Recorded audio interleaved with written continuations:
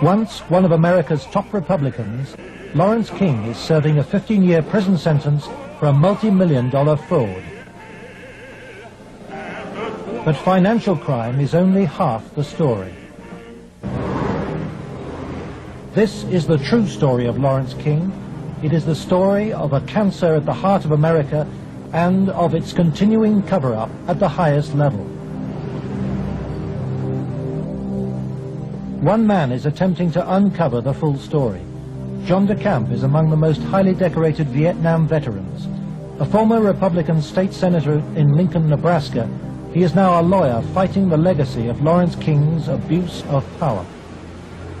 It's a web of intrigue that starts at our Holy of Holies, Boys Town, Nebraska, one of the most respected institutions in the United States, and spreads out like a spider web to Washington, D.C., right up to the steps of the nation's capital, the steps of the White House, involves some of the most respected and powerful and richest businessmen in this United States of America.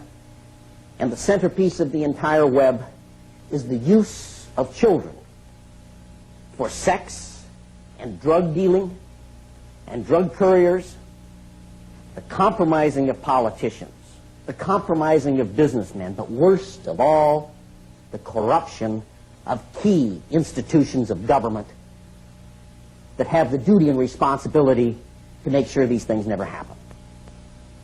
For John DeCamp, the trail starts in a unique town just outside Omaha. World-famed Boys Town is in the news again. Made famous by an Oscar-winning film, Boys Town is America's favorite children's charity. It was founded in 1917 by a Catholic priest, Father Flanagan. Father Flanagan. The saddest spectacle in our social life is the neglected, unwanted, and unloved boy who has become a serious problem in our society. Boys Town was started to be a home for orphans. That was after World War I. And since then, society has changed and the problems of boys have changed. And so now, it's a question of taking care of homeless, abandoned, neglected, abused boys, and now girls also. Boys Town has been granted the privileges of an incorporated town, a Catholic diocese, and a school district for 500 children. Boys Town has cash reserves of $500 million, but still raises up to $35 million annually, solicited from the public by begging letters and promotional videos. I'm Father Val Peter, the caretaker of Father Flanagan's Stream and the executive director of Boys Town. Does Boys Town really exist, people ask me? You bet it does. Located in the heartland of America, Boys Town youth have come from many backgrounds and locales. As they graduate, they shall seek new adventures and head for different places. But always, they shall carry with them the spirit of Boys Town. If you'd like to help Boys Town, send your tax-deductible gift to Father Val Peter, Boys Town, Nebraska, 68010.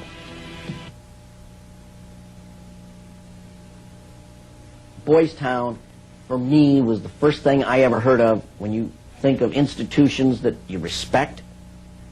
Believe it or not, I was there. When an institution like that gets contaminated, then you better, if you got any decency at all, do something about it, or at least get it cleared up. John de Camp lays the blame for the contamination of Boys Town on the one-time leader of the National Black Republican Council, Larry King. Larry King was the fastest rising black star in the entire Republican Party of the United States during all of the 1980s.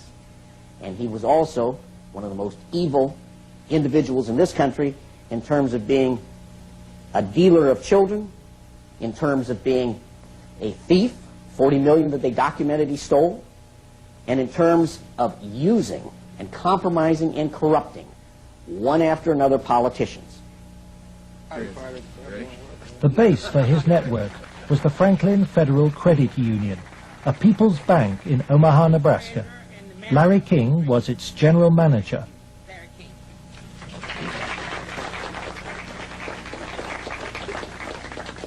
Thank you. This is especially an exciting day for me. Mr. King was a very charismatic person. When he came to the credit union, he was brought in because the credit union was actually failing. He did everything to build the credit union. King courted the leaders of Omaha's wealthy business district.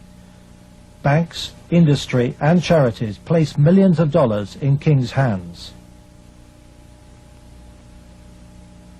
From 1979, Larry King developed close commercial ties to Boys Town, and Boys Town youngsters were sent to work for his companies. Boys Town had quite a few accounts at Franklin Credit Union. Those were considered very valuable accounts. They were handled exclusively by the bookkeeping department.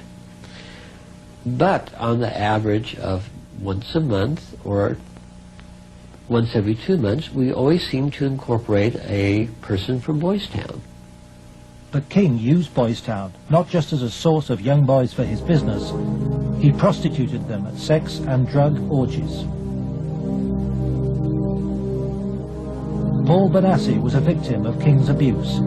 He was also sent by King to lure Boys Town youngsters off campus. We used to just drive around and go up to the home. That's when we used to do some of the scavenger hunts with picking up some of the kids. You know, just kind of win their confidence, become friends with them for a while. Start inviting them to the parties. The kids were 10 years old or older. In 1986, King's plundering of Boys Town was reported by staff to its chief executive, Father Val Peter. Subsequent testimony proves that he carried out his own investigation, but that King's victims refused to talk to him. Monsignor Hupp now blames himself for Boys Town's association with Larry King. Well, in retrospect, I regret having any association with Larry King. Had I known it at the time, it would never have happened. Could you understand why a very detailed report from a social worker employed at Boys Town, identifying children and identifying their alleged abusers, never saw the light of day? Nothing happened with that. No, I couldn't understand that, because had I known that, I wouldn't put up with that. But is that something like that happen? I don't know of it. Nebraska has a very clear statute that child abuse allegations should be reported to authorities. They shouldn't be reported to the principal of a school, director of a facility. They should be reported directly to either Child Protective Services or law enforcement. And so Larry King remained free to feed his pedophilic parties with child victims. But in 1988, a routine review brought King's involvement with Boys Town youth to the attention of Nebraska's State Foster Care Review Board. And the information presented to the Foster Care Review Board, either via the telephone reports, the personal reports, or the reports we reviewed, Larry King's name was consistently present as someone that the youth were making allegations against. I would say we handed over at least a foot-high amount of material to authorities, and nothing happened.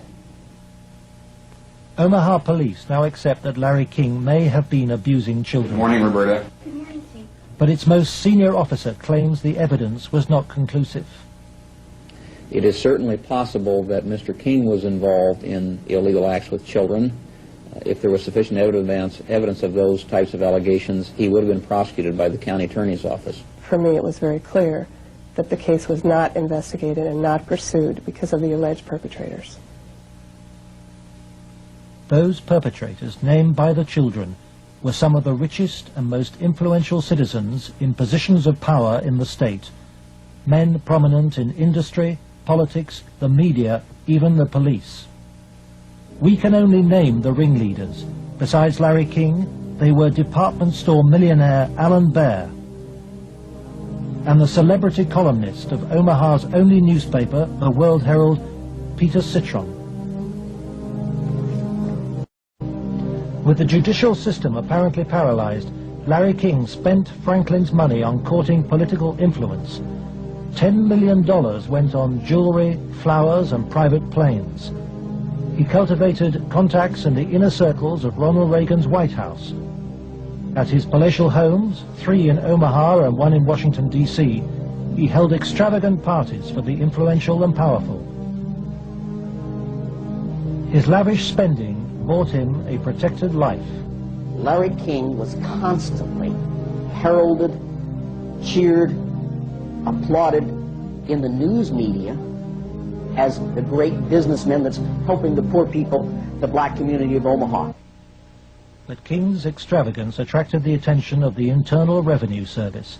As a result, on April the 11th, 1988, the Franklin Credit Union was raided and closed by the FBI.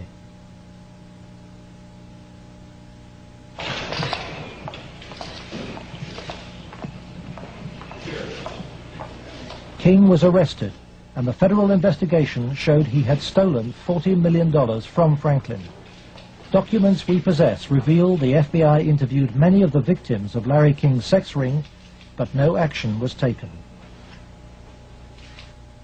In November 1988, Nebraska's state government set up a parallel investigation into Larry King. A legislative committee was formed. Its chairman was the Republican head of Nebraska's Banking Committee, corn farmer and state senator Lawrence Schmidt. Immediately, anonymous threats began. I received a phone call on the floor of the legislature. The caller did not identify himself, but he said, "Lauren, you do not want to have an investigation of the Franklin Federal Credit Union." And I asked who I was speaking to, and they said, "That doesn't matter, but you shouldn't have that investigation." And I said, "Well, why not?" He said, "It will reach to the highest levels of the Republican Party, and we're both good Republicans." Undeterred, the committee began their investigations, and the money trail led quickly to the original allegations of child abuse. Carolyn Stitt was one of the first to testify. The night before we testified before the legislative committee, I did receive a phone call at home that said, "If you speak, you won't live to regret it." To protect the inquiry, Schmidt's committee hired special legal counsel and full-time professional investigators, Gary Caradori and Karen Ormiston. I said, "We do not want you to bring to the committee rumors, innuendos, nothing that cannot be backed up with facts." I said, "Bring to the committee that which we can take to a prosecutor." The investigators found new victims of King's pedophile network, many on the streets of Omaha. The picture they built up was of a large ring of rich and powerful pedophiles. Many named the same men as those involved with the Boys Town cases 3 years earlier. They were telling us about prominent people in Omaha and elsewhere that were abusing children at parties. The prominent citizens' names that originally came up were of concern to me because I knew many of those individuals, and I, very frankly, was shocked to have those names show up on the list. To provide the committee with hard evidence, the investigators recorded their new witnesses on videotape. Paul Bonassi had been the victim of abuse since he was 8. He was present at many of Larry King's sex parties. Caradori traced him to the county jail. He had been convicted of fondling his young cousin.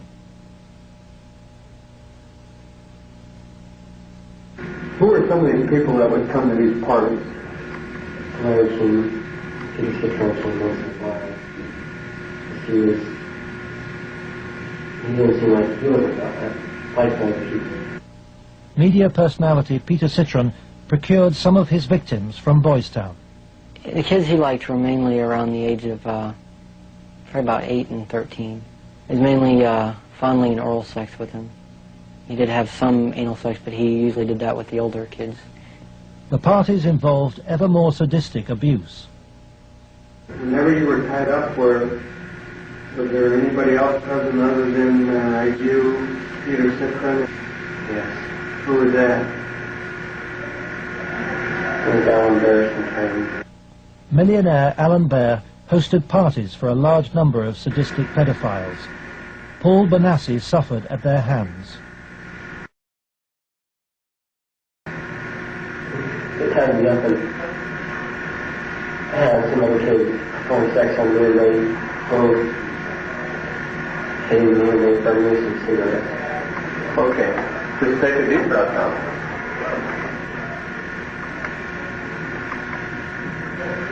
And cross control on him. Troy Bonner would tie you up? He was there. Troy Bonner was found by the investigators and his videotaped testimony taken under oath. I was shocked when I walked in. There was a kid, I would say about 15 years old, out in the middle of the room. One guy was standing in front of him. He was bent over, and the other guy was like reaching under him, playing with his nipples, while a guy whom Jeff told me was a police officer shoving beads up his rectum. The police officer was shoving beads up his rectum? Yes. Bonner named Alan Bear as the man who introduced him to the sex parties. Alan Bear was a sick fuck. Didn't care, you know, wanted sex, nasty, you know, I don't even know if you can call it sex. Everything, I mean, from just, you know, touching to fruit, squash, you know, huge squash, you know, that big around, you know, to you, into your ass, you know. Heat things, hot things, you know, poked at you and stuck in you. But the center of the child sex ring was Larry King. Larry King was the same kind of sick fuck Alan Bear was, except Larry King was more violent, more sure of himself, you know. I got those scars on my arm one night at a party where Larry King, you know, wanted to, you know, and have us push our arms together, and then you'd light cigarettes, and as soon as you get burning, you just drop them down between your arms, and, you know, let it burn. You know, and they made us stand there naked and touch each other while holding our arms together and burn cigarettes were, you know, it's on film someplace. I mean, they filmed it, burning, you know. I mean, I would, you know, see him fuck a 10-year-old boy in the ass, you know, until he bled, and, you know, just pull out and stop and, you know, push him down, you know, and then go out and, you know, meet with decent people. King would also provide underage girls for abuse. Alicia Owen told the investigators she was 15 when she attended her first party, introduced by a Boys Town boy. Caridori discovered her in jail where she was serving a sentence for passing bad checks. I met some guys there that were from Boys Town, and it was at that party that I met Larry King. At the time that I met Larry King, I did not know that he was Larry King. I had met him. It was the first time I'd ever met him. Larry King and Alan Bear frequently hosted the child sex parties in penthouse apartments at the Twin Towers luxury block in Omaha. A lot of it was me handcuffed with my hands behind my head and my feet tied, and doing different things. What do you mean? Sometimes there'd be a guy straddling over my face. Okay. Most of the time, Larry King took pictures quite a bit during that time. I know it's difficult. I don't know. Okay. And I think I could have said no. Okay. But I don't know. Okay. And you know, Alicia, you're a victim. And at a young age, let's go off camera for a minute. We were appalled. Appalled. I don't even know if it comes across on the video, the way it came across to us in person. It was incredible. It's incredible what these kids went through, I think. Larry King was also here. He came in and we drank and did cocaine. I didn't do much. He turned me on to it, Larry King did. Drugs was a strong part of how they got control of some of the kids, because that's what some of the kids were there to get. They would do the sexual acts and then be provided with cocaine or whatever type of drug they wanted. Heroin, you know, I don't know, but that was my drug of choice, you know. Till this day, I remain an addict, you know. And those of us that didn't like to be involved and didn't want to be involved were threatened. Oh, so and who would do these threatening remarks? Larry King. Do you think Larry King personally did?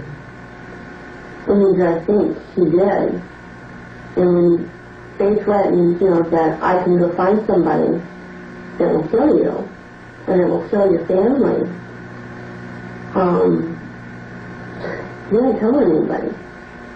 Larry King was, I would say, the center of transporting the children around the country. The airplanes were usually in his name. They were paid for by Larry King. We met them in Pasadena. Met who in Pasadena? We met, Larry King was there. There was 3 boys that I had seen at one of the receptions at the French Cafe were there. And I'm almost positive they were Boys Town boys. Almost positive. They were there. You mean graduates of Boys Town or present? I think they were present because they were young. Well, how would they get away for a long period of time? I have no idea. Okay. Boys Town came up frequently during the investigation, but we found it very difficult to get information about Boys Town. I was not able to find any information on my visit there, and Mr. Caradori could not get information either. Boys Town today remains unwilling to discuss its involvement with Larry King. We were banned from filming at Boys Town, and its public affairs officer refused any interviews. I would have to give you a flat no. I'm just going to tell you at this point that we will not participate with you. We have no interest in talking to you folks. It's something that we don't even care to delve into.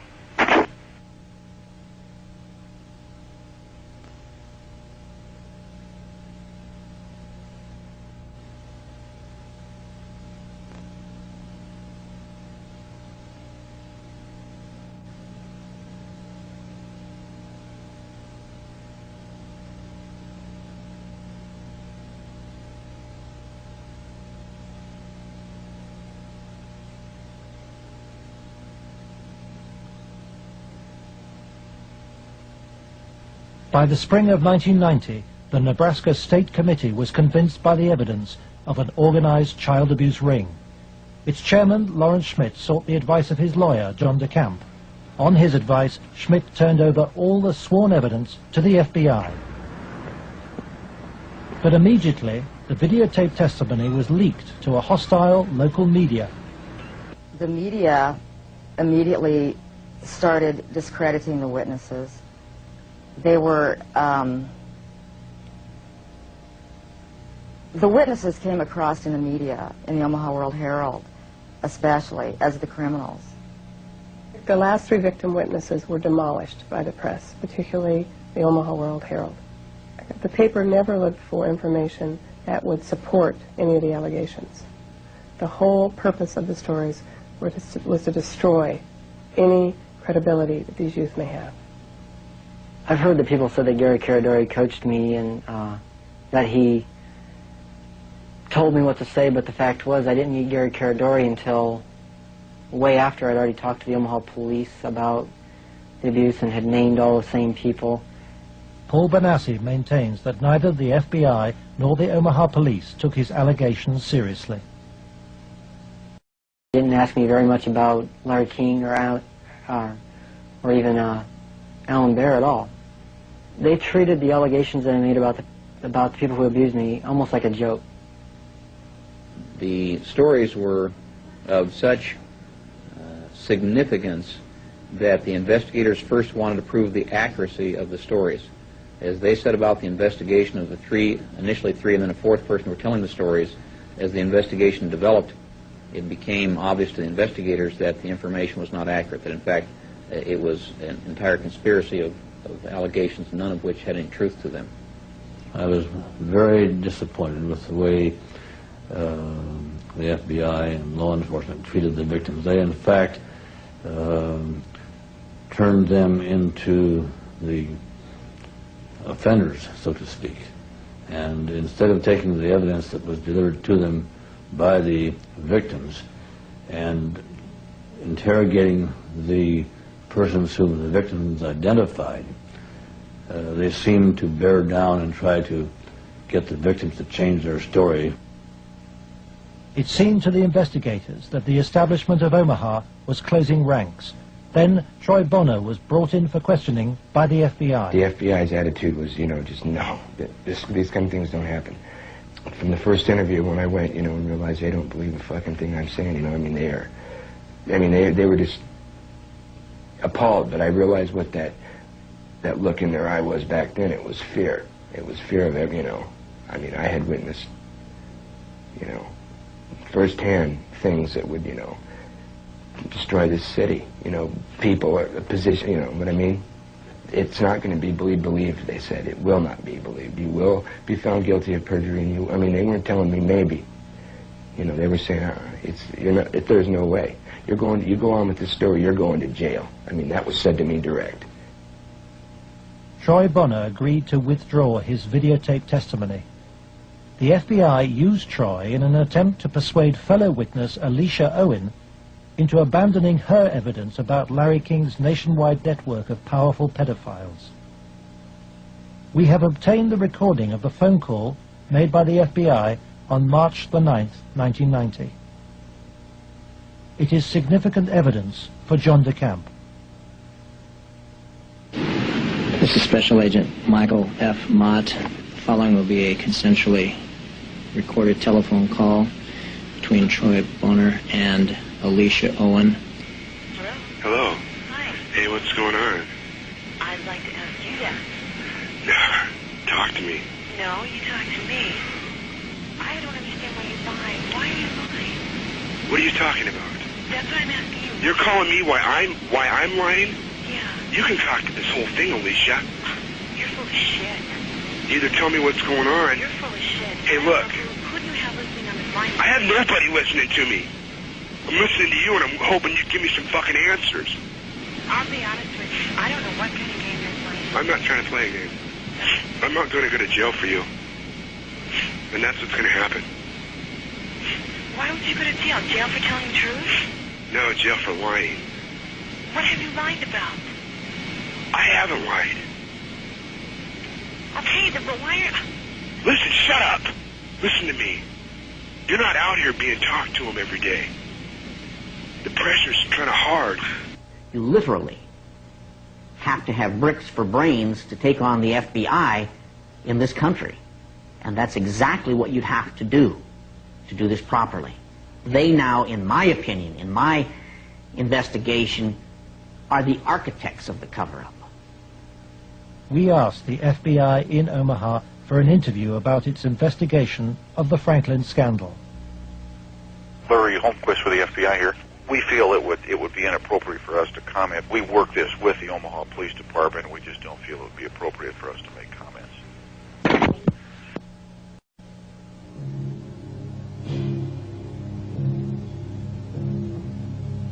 As the investigators sought out new witnesses, they found themselves under constant threat. Gary was threatened several times. His vehicles were tampered with. I would think whoever tampered with them, it was a scare tactic because it was so obvious that they were being tampered with. Gary it was one piece of evidence I know he got that he even said he got one step ahead of him this time. He told us about this book. It was like addresses, telephone numbers, names. He said if they knew he had it, they'd kill him. On July the 11th, 1990, Gary Caradori and his 8-year-old son AJ were flying home from Chicago in his light aircraft. They had watched the All-Star baseball game, and Caradori had been pursuing new leads. Investigators from the National Transportation Safety Board are in Harold Cameron's cornfield trying to determine what caused this private plane to crash, killing its 2 occupants. The bodies of Gary Caradori and 8-year-old AJ were found in the wreckage. National Transportation Safety Board investigators say wreckage from the crash is apparently strewn over a 3/4 to 1 mile long stretch in this field. The fact that the wreckage is scattered over a large area certainly demonstrates that it did break up in flight. The exact mechanism of breakup yet is still unknown. The federal investigation was never able to discover what tore the plane apart. There are things missing from the plane. His briefcase is missing. I think the plane was sabotaged. There's no doubt in my mind. Within 24 hours of the tragedy, all Caradori's records were impounded by the FBI. Gary's widow, Sandy, is still unable to come to terms with her loss. As a mother, I don't want to ever think that somebody murdered my child, let alone my husband. But I think if you'd ever talk to any parents, be it mother or father, that's ever lost a child, I mean, the worst thing that you can think of is that somebody would want to murder a child.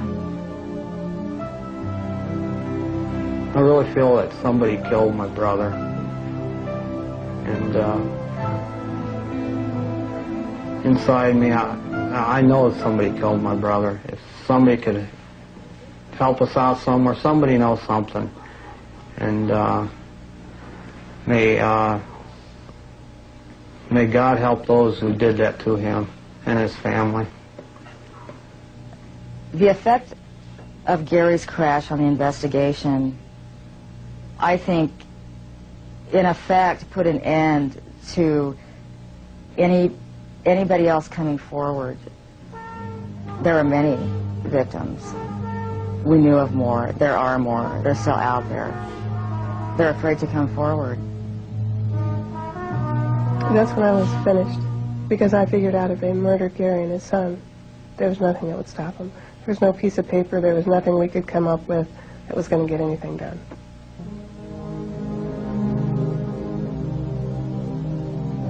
But Gary Caradori's death pricked Troy Bonner's conscience. He promised Sandy that he would tell Senator Schmidt's committee about the FBI's pressure which led him to lie.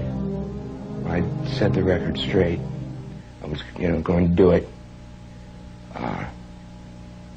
And would, the truth would come out, and somebody would be held accountable for his death. And then at the funeral I had seen, FBI guys, and they looked at me. I was supposed to meet Senator Obetz and Schmidt for lunch after the funeral. And, that's when I decided, I told my mom, we're not going to do the lunch. We're going to hightail it out of Lincoln now. Troy Bonner claims that pressure from the county attorney's office in Omaha led him to swear a new statement claiming that he and Alicia Owen had concocted the entire child abuse story. He told this story to the grand jury formed to bring any charges. On July the 23rd, 1990, the grand jury issued a bizarre and contradictory report. It indicted Larry King for fraud and embezzlement and ruled that he had paid young men for sex, but dismissed allegations about his sex ring. It indicted Alan Baer for the serious offense of pandering for sex, but rejected evidence linking him to King or to Citron, whom it noted had been convicted of separate child molestation charges. It accepted that Troy, Alicia and Paul Benassi had been abused, but not by the people they identified. And for refusing to withdraw her evidence, it charged Alicia Owen with perjury.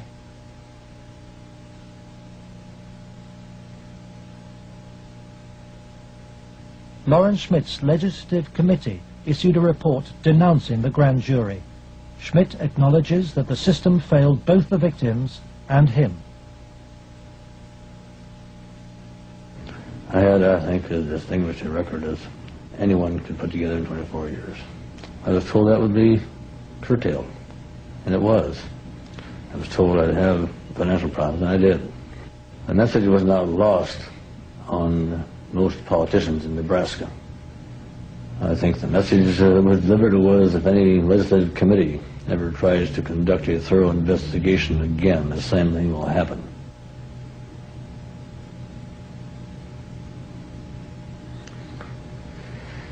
It has shaken my faith in the institutions of government. I used to be a firm believer that the system would work, and that people who did things wrong would be punished. And we discovered victims who claimed to have been abused and who the grand jury acknowledged had been abused. But they did not try to find out who had abused those individuals. Instead, they convicted Alicia Owen of perjury. Indefensible from my point of view.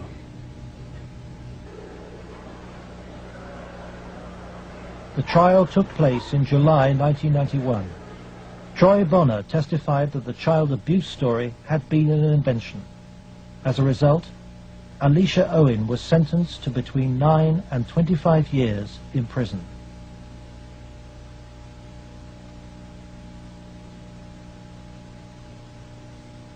I can't find a case in the history of this country where some kid got sentenced to 25 or 30 years in prison for something like this. If you were going to pick a what I call a telesign, something that says something fishy about the whole thing, it was in the sentencing itself. For some reason, they had to send a signal to every kid who was a potential witness. My opinion again. A signal so loud and clear, if you dare to come forward, if you dare to talk, watch what happens. Alan Baer was fined $500 after pleading no contest to a reduced charge of aiding and abetting prostitution.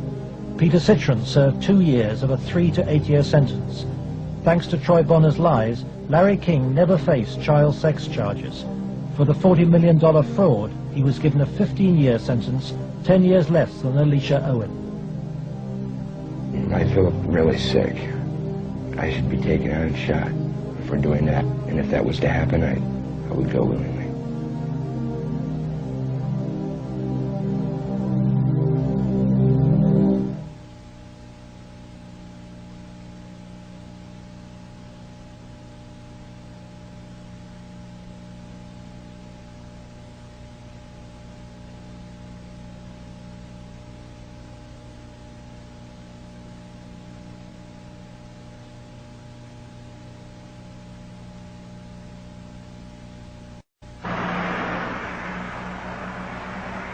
John DeCamp, former state senator and Vietnam veteran, is now the only man fighting to help Larry King's victims.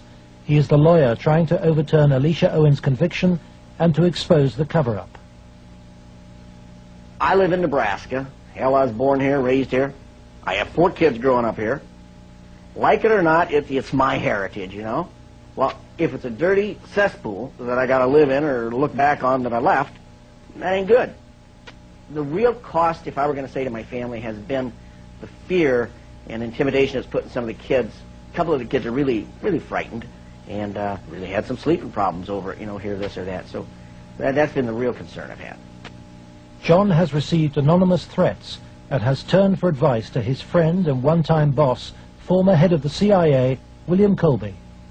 Old Bill Colby told me better than anything. The one thing the bad people can't afford is publicity, and knocking you off right now or doing something obvious to one of your kids would bring them more trouble than it's worth.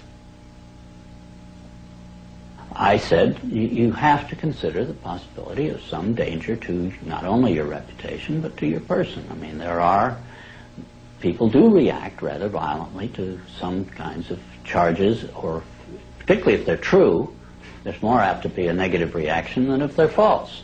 If they're false charges, then they can be reacted to in a normal way, by a libel suit or whatever. But if there's truth in it, there can be a danger in that situation. We've seen that happen in other cases.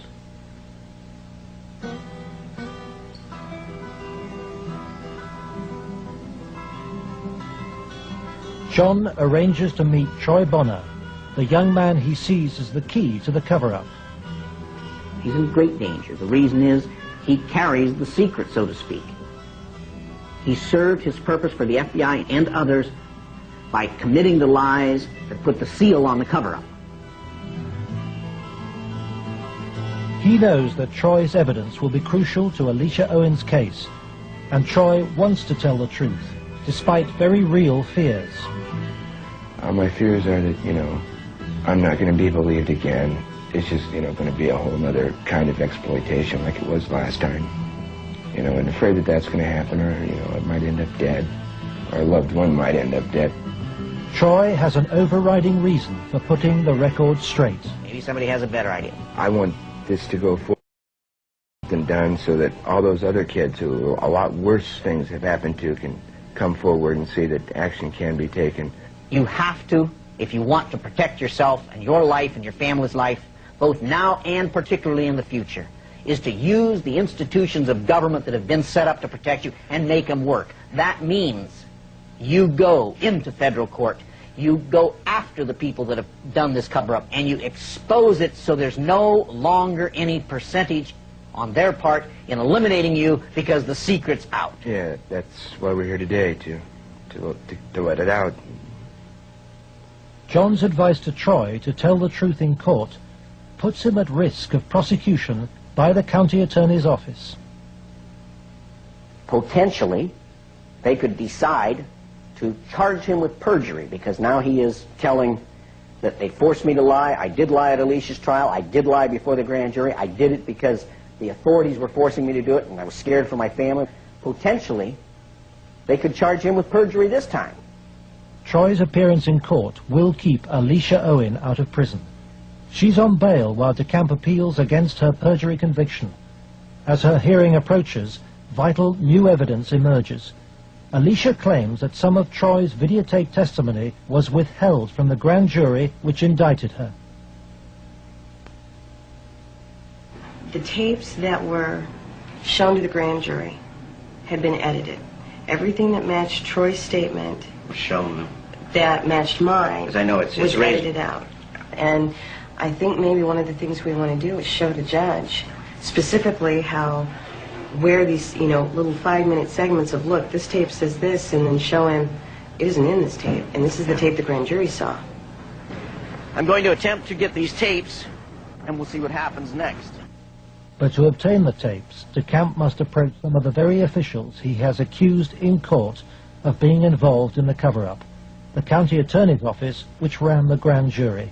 In the good old Alicia Owen case, 127-194, I'm trying to get the evidence, the tapes and the transcripts of Troy and Danny. Troy Bonner. Yeah. Look at the county attorneys, they have all the bills up there. Oh. Robert. Let me guess, Robert Siegler has them. Robert Siegler is the prosecuting attorney trying to send Alicia Owen back to prison. After lengthy negotiations, DeCamp emerges with the tapes the grand jury never saw. I went with $4,000, about $4,000 of cocaine. Okay, and what airline? In more than 2 hours of taped testimony, Troy details trips across America on behalf of Larry King and Alan Baer. Trips for drug deals and sex. It corroborates Alicia's evidence.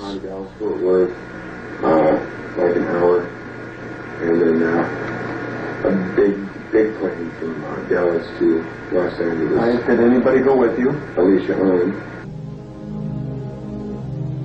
For John DeCamp, This is the proof of the King sex ring for which he has been waiting. Here it is, so to speak, the smoking gun that they could go out and verify, the corroboration. In other words, the linkage to King that was denied. Cover-up. Organized, planned, deliberate cover-up. The courthouse, Wahoo, Nebraska. The hearing begins.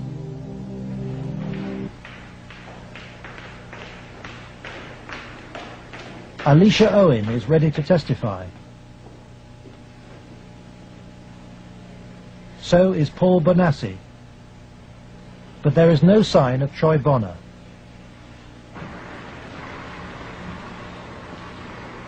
DeCamp discovers that Robert Siegler has sent the young man a subpoena. Fearing arrest for perjury, Troy has gone into hiding.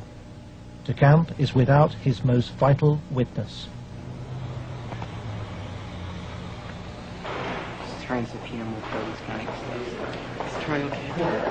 In court, Alicia's case is adjourned. The county attorney's office begins to search for Troy Bonner, but County Attorney Siegler won't say why. I'd like to ask you whether you're about to charge Troy Bonner with perjury. Every victim witness who stepped forward in any way, or even was a potential witness that somebody heard about, has either been killed, put in jail under some theory or other, terrified or run out of the state, discredited. Every perpetrator, even the convicted ones, have been treated as conquering heroes. Peter Citron lives in the same house where he abused many of his young victims. He lives in the most exclusive part of Omaha. He recently bought a downtown shopping mall. Many of the other abusers named by the children have risen within Nebraska's state government and legal system and within the Republican Party. Obviously, the FBI was protecting something a lot more significant than a bunch of old pedophiles having improper relations with little boys. They were protecting something a lot more significant than a bunch of drug peddlers. They were protecting, in my opinion, they were protecting some very prominent politicians, some very powerful and wealthy individuals associated with those politicians and the political system, up to and including the highest political people in this entire country.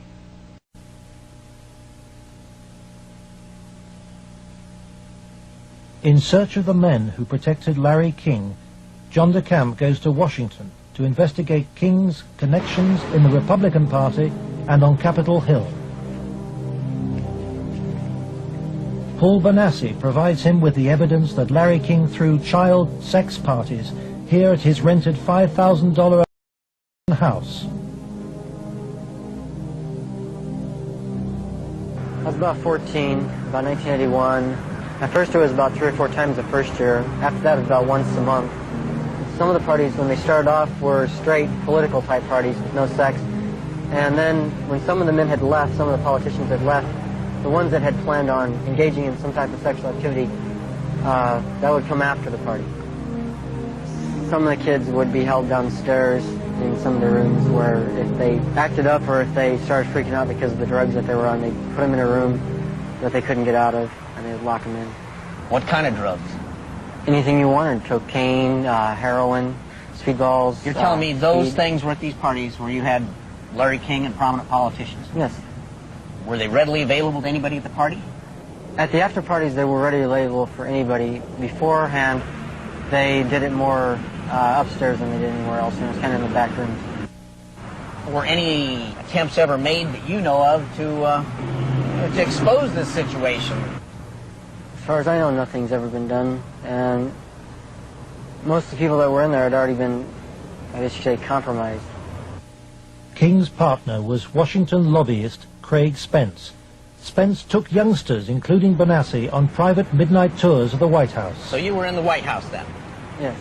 And how did you gain access? Well, I came down with Larry King, but Craig Spence was the one that arranged the trip for us. And it was kind of a gift for our services that we were doing. How many times were you on this kind of a trip? I came to it on 2 times. 2 times. And were you used for sex on those occasions? Not until after we left. After you left the White House? Yeah. What time of night? It was usually around midnight.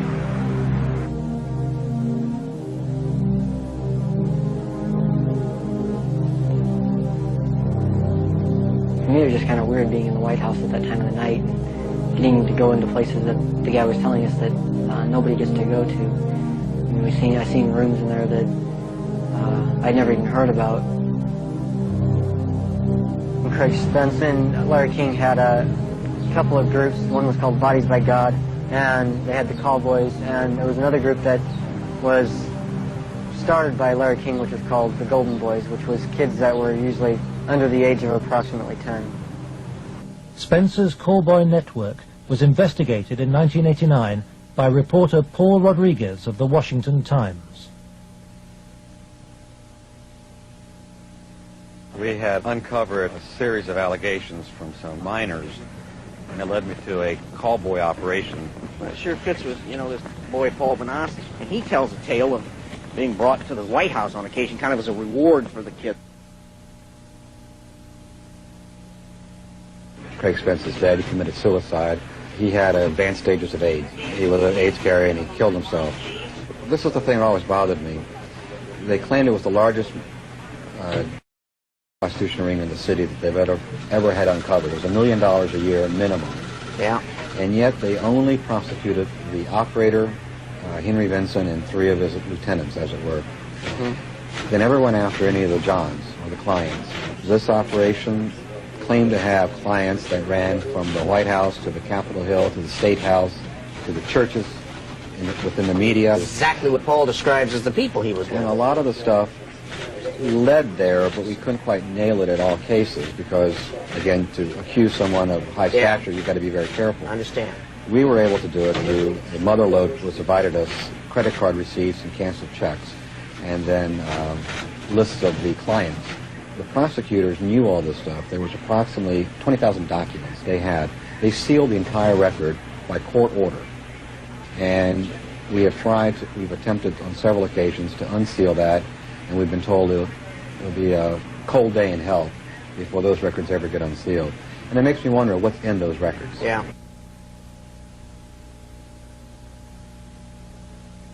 John DeCamp believes that the legal system is still being subverted and that the people protected are still at the heart of the American establishment.